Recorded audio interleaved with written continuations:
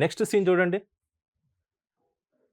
So, ఇక్కడ projectile motion వచ్చింది. Fine. So, projectile motion వచ్చి కానీ కంప్లీట్ ప్రొజెక్టైల్ మోషన్ కాదు. చూడండి ఇక్కడ. సో, ఇక్కడ రోప్ ఉంది ఇక్కడ.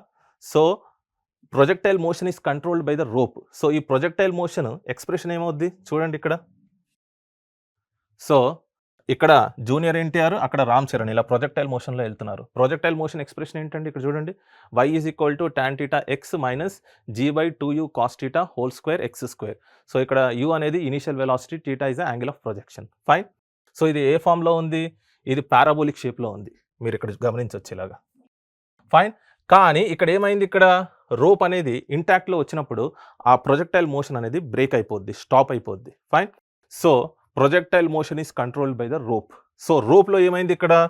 అక్కడి నుంచి రామ్ చరణ్, ఇక్కడి నుంచి జూనియర్ ఎన్టీఆర్ ఇలా రావడం వల్ల రోప్‌లో ఏమైంది? There is a force equilibrium.